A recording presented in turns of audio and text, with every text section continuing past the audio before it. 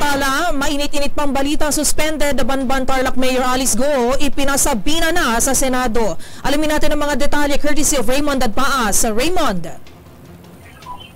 SK hindi tinanggap ng Senate Committee on Women and Children ni Senator Risa Hontiveros ang paliwanag ni suspended Mayor Alice Go sa hindi dito pagdalo sa hearing kaya't siya ipinasusudpina na ng komite.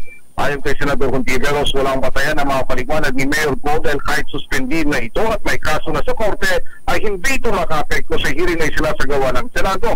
Maliban kay Go ay kasama din sa ipinasudpina ng iba pang individual na sangkot sa operation ng Philippine Offshore Gaming Operators o POGO sa Banban Tarlac.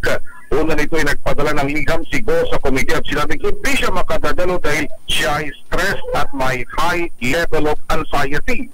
Sa pagsisimula ng hearing ay nilahad ni Hontiveros na may nakuha silang record mula sa National Bureau of Investigation na may Alice Leal Go sa kanilang record. Pareho ang birth date ni Mayor Alice Go ng Banban Tarlac, ngunit ang nakapagtataka ay magkaiba ang mukha na nasa mukha ni Mayor Go at ang mukha ng Alice Leal Go na nasa record ng National Bureau of Investigation. Ang kailangan gawin sa ngayon ay pagkumparahin ang fingerprint ng mga ito kung dalawang tao ito o kaya ay iisa lamang. Para sa MPC TV Network News, ito si Raymond Adpaas.